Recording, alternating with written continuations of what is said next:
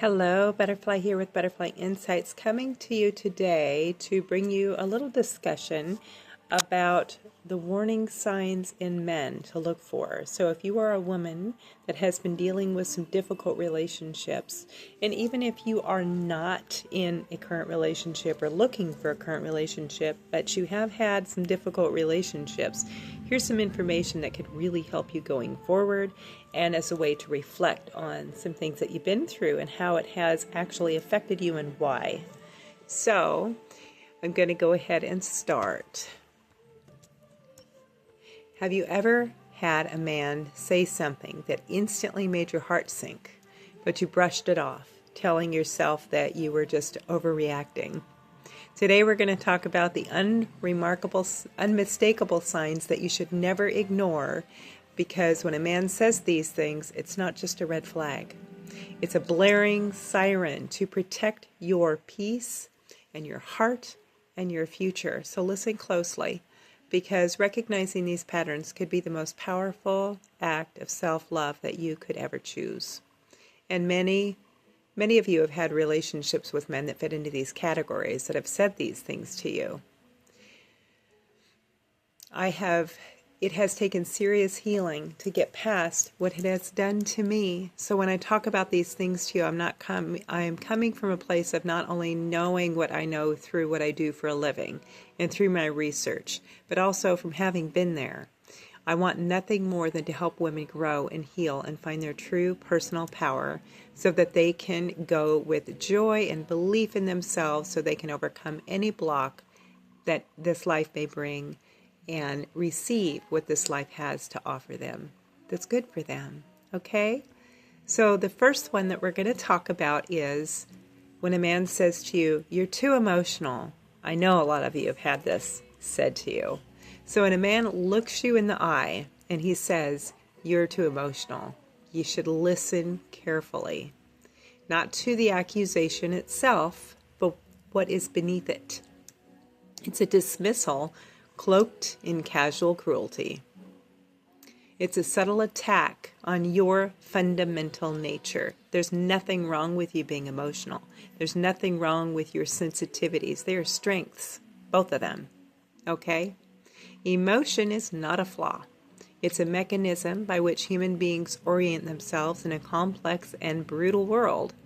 Your emotions are an evolutionary inheritance honored over hundreds of thousands of years, designed to alert you when something is wrong, when danger looms, when injustice is done. To be told that you are too emotional is to be told that your most finely tuned survival instincts are inconvenient to him. Okay? So when he tells you you're too emotional, he's telling you that your wonderful, finely tuned survival instincts aren't convenient for him. You hearing me? It's an attempt to make you complicit in your own silencing. If you believe that lie, you begin the slow, devastating process of gaslighting yourself. You second-guess your own feelings. You tolerate what should never be tolerated. You excuse behavior that is frankly inexcusable. And what's more, you teach yourself to betray your own soul. To maintain the illusion of peace in the face of that betrayal compounds over time until one day you realize that you have no idea what you feel anymore. No idea what you want. No idea how you ended up so far from the woman that you once were. It's the death of the self by 1,000 small cuts. There's something deeply sinister about the way a society often rewards women that are so cool and peaceful and unbothered, as if stoicism were the ultimate virtue. But understand that this stoicism without choice is not strength, it's suppression. Do you want to be suppressed, or do you want to stand in your own strength? Make that decision. Emotional suppression, particularly in intimate relationships, is not only natural, but it is essential. So expression of your emotions is absolutely essential in relationships. It is how you build trust. It is how you build depth. If a man can't handle your emotion, if he sneers at your tears, if he minimizes your anger, then he is plainly telling you that he does not have the emotional maturity to engage in a real relationship, and you must leave him. Okay? Because relationships demand engagement with the full spectrum of the human experience: joy, fear, vulnerability, and many more. If a man only wants your laughter but not your tears, only your devotion but not your doubts, he wants a doll, not a partner. And no matter what you've been told, you are not made of plastic. Even if you've had stuff done, I don't care what you've had done, you're a person, you're a human being. So here is the next one. And pardon me for reading, I need to keep up with my notes so that I give you all the information I want to give you today. The next one is, I don't believe in labels. So let's talk about that phrase. It sounds sophisticated, doesn't it? Non-traditional open-mindedness has its air of rebellion against the rigid, outdated system, but listen closely. This isn't a sign of enlightened thinking. It is far more often an evasion tactic.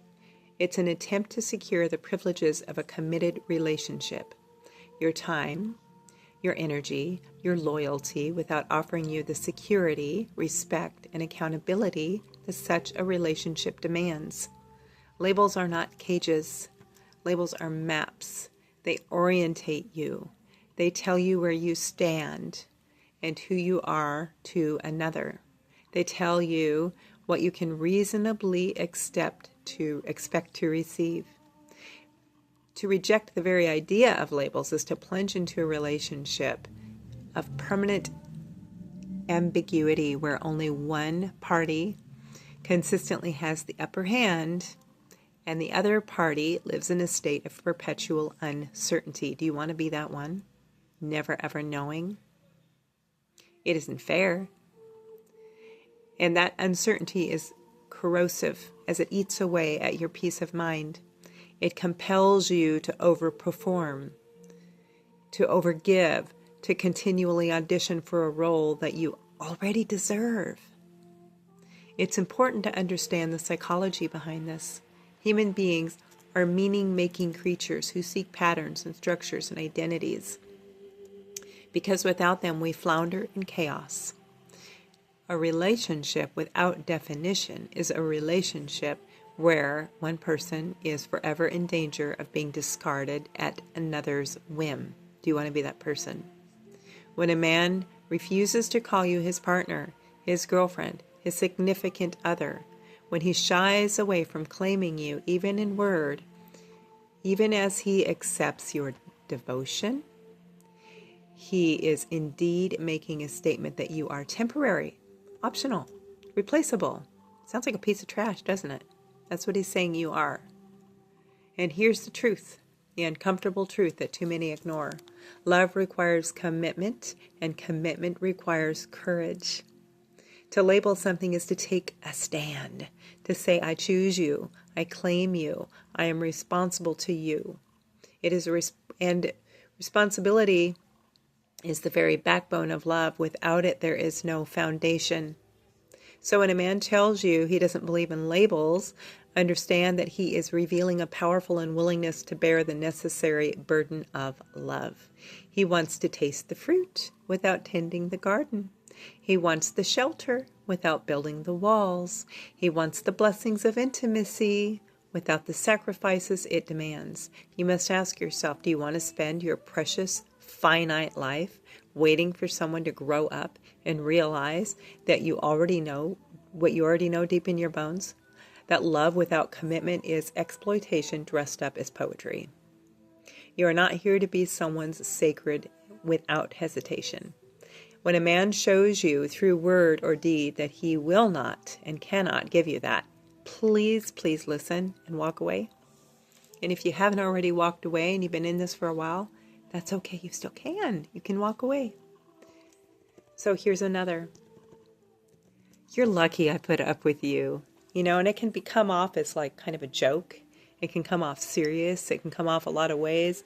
And in our minds, when we want peace and we want things to work, we'll try to come up with excuses. They don't always make sense in words to us, but to keep us there and to keep ourselves thinking that we're happy.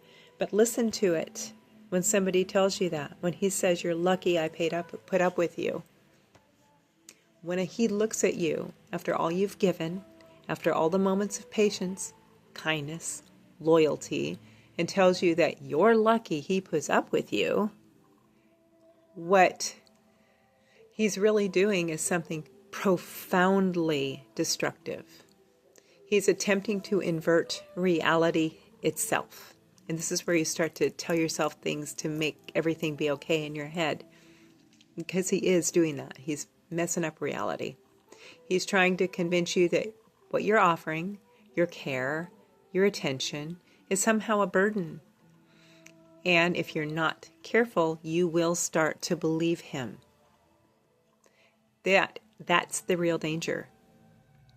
This psychological trap is insidious because once you internalize the idea that you are a burden, then you begin to negotiate against yourself. You do that, and you don't even realize what you're doing. You become more grateful for scraps. You apologize for existing. You lower your expectations bit by bit by telling yourself that you should be grateful that someone is willing to tolerate you at all. A statement that is often disguised as humor or casual frustration, but it's not a joke. It's a maneuver to gain power. A man can convince you that you are less than you are. He can. If he can, he will. Okay? If he wants to, that's something that is a part of him, he will. And when he does that, pay attention to it. He can set the terms of a relationship with impunity because people who think that they are burdened don't make demands. They don't set boundaries. Have you had trouble setting boundaries in your life? It can come from this.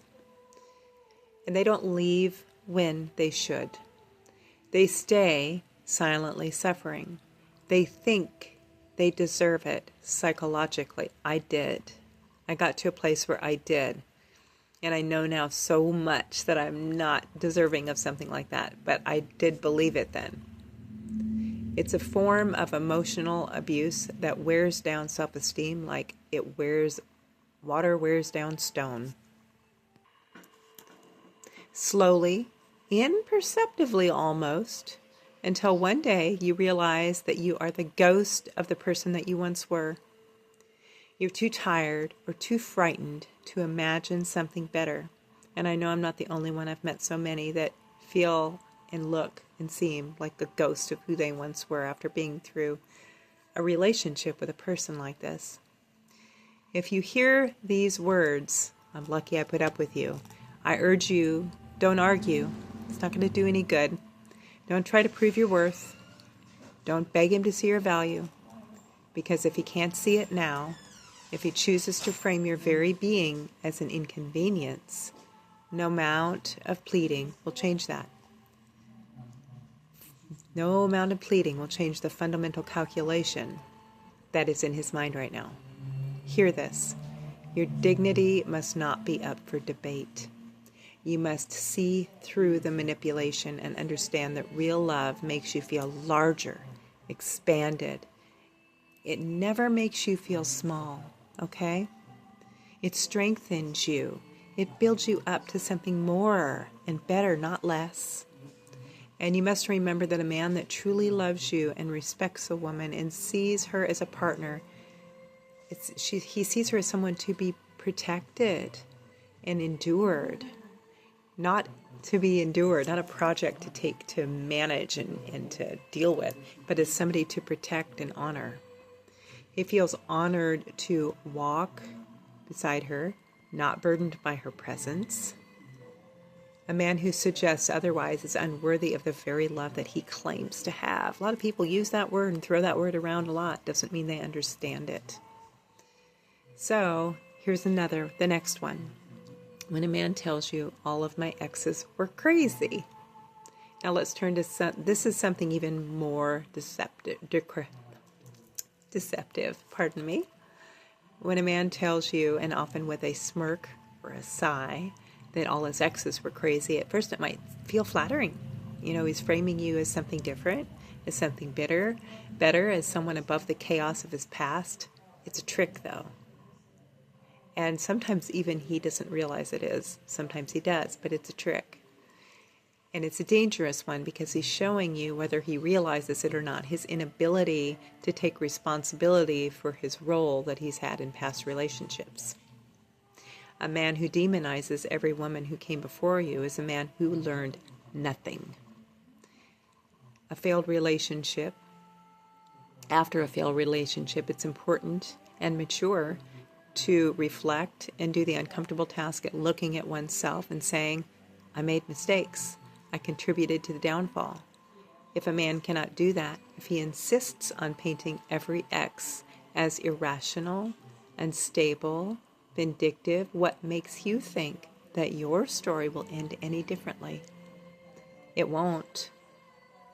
You're not an exception to his pattern. You're simply the next chapter. This attitude betrays an even deeper immaturity, the refusal to confront his own failure. It's easy to call someone crazy, and it's much harder to admit that you were inattentive, selfish, dismissive, cruel. But relationships, real ones, are not tidy affairs. They're messy, complicated things of hopes and fears and dreams and wounds. To pretend otherwise is to live in a fantasy world, and relationships cannot thrive in fantasy. They demand brutal honesty. When you hear a man speak about all of his other exes with contempt, realize he's telling you something vital. He's telling you that he lacks the emotional capacity to engage with women as equals. In his mind, women are either goddesses or demons, and there's nothing in between. That is completely ridiculous. And the moment you show yourself to be a human with needs and flaws and complexities, you too will be the next villain in his story. The narrative of exes serves as another purpose, as it isolates you. It primes you to not trust other women. It seeds the idea that he's the only one who truly understands you, because you're not crazy. All those other ones were, but you're not. So he gets you, right? So it makes you think that in your head. This is a trick. It's all a trick. Real loving men speak about their past with nuance and respect. They can acknowledge that things ended badly without demonizing the people that they once loved. They can admit their mistakes and their regrets and the lessons they learned. This is the kind of man that you deserve. The one who views women not as enemies or conquests, but as fellow travelers through difficult and beautiful landscape of life. When someone shows you that they have learned nothing from the ruins they left behind, you must leave them. Because if you don't, you will find yourself eventually added to the same list of crazy women he uses to excuse his failure to change. There is no rescue mission here. There is only the hard and clear decision to walk away and refuse to be the next casualty of a man's arrested development. So then, the next one is that people hear, "You're too good for me." Doesn't that sound sweet? Doesn't that be like, oh, when you hear that? But you got to pay attention to what he's saying here.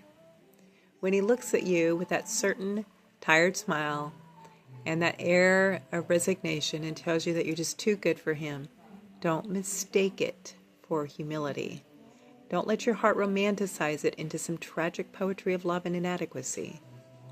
What he's offering you is not a compliment or a confession that you would believe him the first time, because when a man says you're too good for him, what he's really telling you is he already knows he's going to hurt you.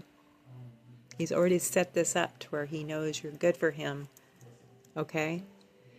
He's informing you in advance that he will not meet the standards that you deserve. He will not do the hard work of rising to the challenge that your love and loyalty demand. He's excusing himself right in that moment of the responsibility of growth. And you might be tempted to stay. You might hear those words and think, if I just love him enough, he'll realize he's wrong and he will change, he will see. But if you cannot, but you know you cannot fix a man. People at their core don't change, number one. And you don't want to be with someone, don't you want to be with someone that you fell in love with exactly as they are? Instead of somebody, oh, if I've just fixed this, if I just fixed this. No. You don't fix people. You don't change people. People, when they want to change, when they want to be better, they do that work themselves. It's not up to you. What's up to you is to love yourself and find someone who aligns with you the way they are. Okay? And you can grow together. That happens. But you can't fix a man if he is unwilling to repair himself. You cannot pour enough love into a broken vessel to make it whole. You cannot bleed yourself dry trying to make a man who genuinely feels unworthy of you but has the character to be better and will not sit back and warn you of his failure. He will to transform. It's not going to happen. You will bleed yourself dry. Yeah, you will. You'll feel like you have nothing left. But you will not do what you hope because it's not up to you. A real man will act. He will take the discomfort, that gap between who he is and who he wants to be, and he will use it to forge a hammer, to hammer himself into something stronger. Because real men do not accept unworthiness as an identity. They confront it. They overcome it. And here's the thing. They do this to gain you, not to fix something while with you. Because if they see value in you, they'll make sure that they are someone that matches your value before they try to get with you. Okay? Pay attention to that. Seeing yourself as unworthy is a self-fulfilling prophecy, and it's psychologically damaging. It lowers expectations and offers a built-in excuse for bad behavior. It places the burden of relationship success squarely on your shoulders. You're maneuvered into the role of savior, mother, teacher, therapist, anything but equal partner. You start managing his insecurities instead of living freely beside him. You start downplaying your own needs so he won't feel worse about his inability to meet them. And slowly, almost imperceptibly, your standards lower and wither away along with your self-respect. The man who tells you that you're too good for him is not offering you a fairy tale. He's offering you a tragedy with a warning printed right there on the first page. Your job is not to argue with him. Your job is not to rescue him. Your job is to recognize real love is a meeting of equals. It is a commitment made from strength and not self-pity. If a man cannot see himself as worthy standing beside you, he in time will always tear you down to match his image of himself that he holds out of shame, of resentment, and out of fear. That happens. People try to make others meet their energy, either by building them up or tearing them down. Usually, if someone's here and they're with somebody that's here, they're going to try to pull them down. That's just a natural thing that happens. So I urge you, if you're in this, walk away before you're pulled into a battle that you were never meant to fight. Now I want to talk to you about something super important here, your intuition. Because the most insidious threat is our tendency to not pay attention to our instincts, but instead listen too much to words that they fancy up whatever they're doing or not doing, okay? People will say anything. They will construct castles of language built on promises and declarations and invite you to live inside them, but words are cheap. They're cheap alone by themselves. They require no sacrifice and no change and no proof. A man can tell you he loves you, that he respects you, and comment that he sees a future with you and mean none of it. Not because he's malicious, but because it's easier to speak than to act. It's easier to promise than become. This is why you must learn to not trust what you hear, but what you feel. Pay attention to that above everything else. When you're around someone, the body knows before the mind. It admits the quicker tightening of the stomach, the sense of walking around on eggshells, the persistent feeling that you're asking for too much, for simply wanting to be seen and heard and valued. I have felt that way before. These are not illusions, they are signals. They're ancient primal warnings from the deepest part of your nervous system telling you that something is not right. Human beings evolved to detect danger, not through conscious thought, but through intuition. Modern culture has trained us to ignore that wisdom, to privilege politeness over truth, to rationalize away discomfort in favor of fantasy, to believe that when someone says the right things, then they must be good for us, even though every cell in our body is screaming otherwise. But you cannot gaslight your soul, your own soul, forever. You cannot live by words alone. Relationships must be measured by actions, not patterns. By how you're made to feel, not merely by what you're told. If a man's presence brings more anxiety than peace, more confusion than clarity, more diminishment than growth, listen to that. Believe that, because your instincts are not the enemy. They're the remnants of every woman that came before you. They're the remnants of every ancestor who survived long enough to be here today. They are your inheritance. To ignore them is to squander a wisdom far older and far wiser than any sweet words whispered in your ear. You do not owe anyone the sacrifice of your inner voice for the sake of keeping the peace. I'm going to say that again. You do not owe anyone the sacrifice of your inner voice for the sake of keeping the peace. It's not entirely and wholly up to you to keep any peace at all. It isn't. Listen to your inner voice. The peace, your peace, is sacred, and the sooner you learn to honor that and your inner voice above the noise of false promises, the closer you will become to finding a love that doesn't just speak well, but lives well day after day, year after year, with courage, integrity, and devotion. Listen to that inner voice. And then this next one, when they say, I am not ready for anything serious. When they say that to you, believe them. They're telling you plainly they're not ready. And if they're not ready now, they most likely won't be. Men tend to fall for women, fall in love with them quickly. And when they do, and when they want to commit to that woman, even if the commitment doesn't happen fast, the relationship does. The seriousness, the commitment that I'm proud to be next to you, I want to introduce you to all my friends, that thing does. So when a man shrugs his shoulders and tells you he is just not ready for anything serious, hear what he's saying. Not the soft phrases that he wraps around it. Not the vague promises of some future where things might magically align. Here's the hard truth. He is warning you of your future. He is telling you that he will accept your affection, your time, your devotion, and he will not offer the same in return. He will take everything you're willing to give without the burden of reciprocity. And if you stay, if you convince yourself that patience will transform him, then you are choosing to participate in your own betrayal. This declaration of unpreparedness on his part is not neutral. It is not passive. It is an active decision to withhold and protect himself at your expense. In doing so, he places you in a purgatory of hope, a place where you are encouraged to wait and hope to prove yourself worthy of something he has already decided you are not.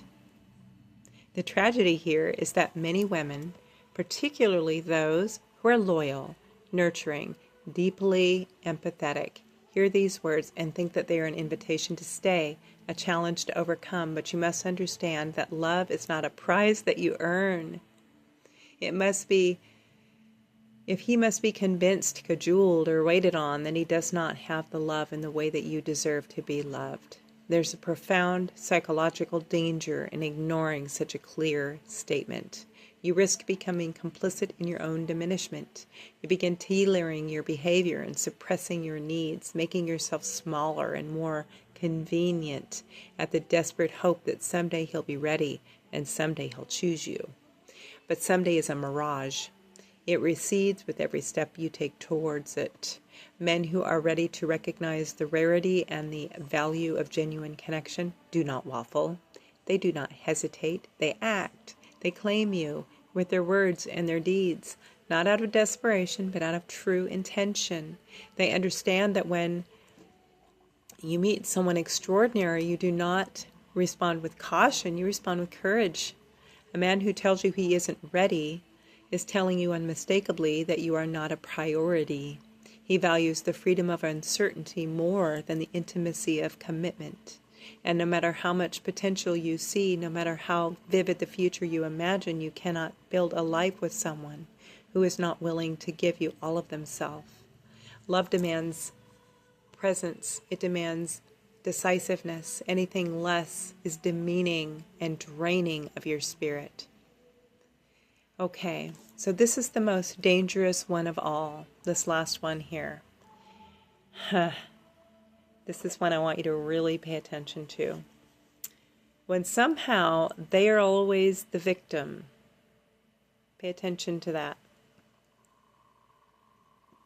Always somehow they're the victim. So when the man who is faced with conflict always manages to make himself the victim with every disagreement, every legitimate grievance you bring to the table is somehow twisted into an attack on him. I know people have experienced this, a lot of people. When you find yourself apologizing for just bringing up your own pain, you're not in a relationship, you're in a psychological battlefield, and you're going to lose. Every time, you're going to lose. Victimhood as a posture is a powerful weapon. It absolves a man of responsibility and casts him perpetually as the wounded party, the misunderstood soul, the one who could never be held accountable because he is always suffering more than you. In such a dynamic, your needs become threats, your boundaries become betrayals, your voice becomes violence. In this narrative, it is not love, it is emotional manipulation of the highest order. It is devastating because it appeals to your empathy and it taps into your compassion and your desire to heal and to understand and to support. And you must recognize this trap. This is in fact where narcissistic love this is where narcissistic men are attracted to empathic women. It happens all the time because they feed on the needs that we have to nurture and to love and to heal and to understand.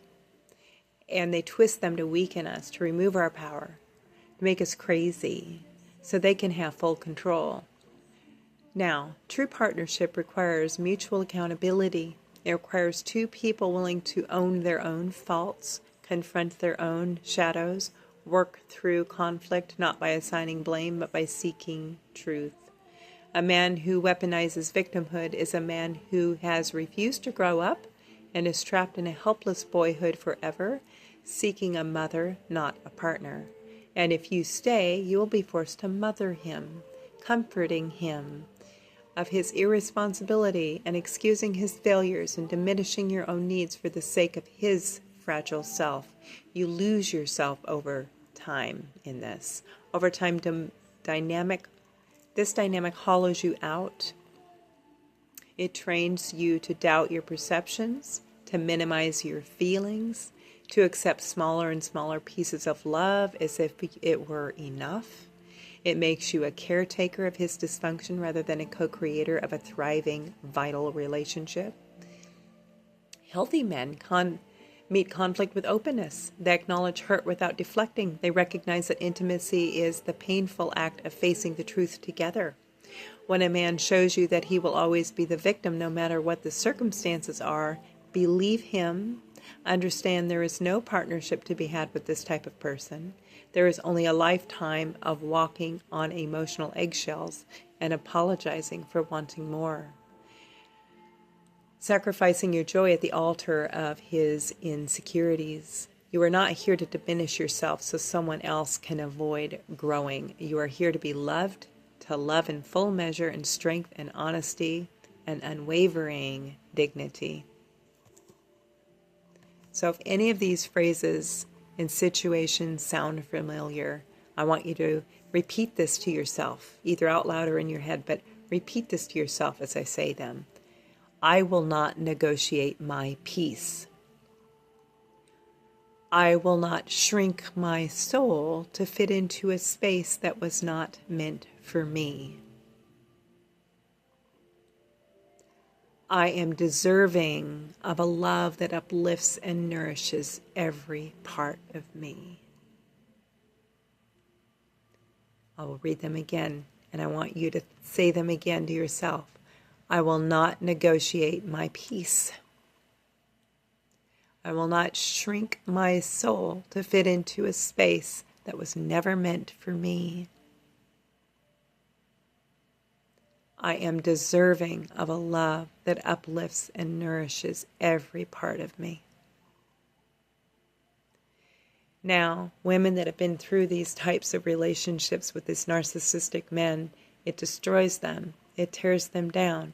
It rips them of big parts of themselves. I know, like I said, I've been through it. I've also healed through it. And I've helped many, many, hundreds and maybe thousands of others heal through it. I have videos that I've shared of women that have been through this healing experience with me that you can find on my channel on YouTube. And I am here to help others. So if you are looking to heal through this, find your strength, your soul again. Find your personal power. Overcome these blocks that keep coming up in life. Feel real joy, happiness, and bliss. Talk to me. Reach out to me with a message. And we'll talk more about how this can work and help you get to your healing place. Much love and light to all. Have a good night. Bye.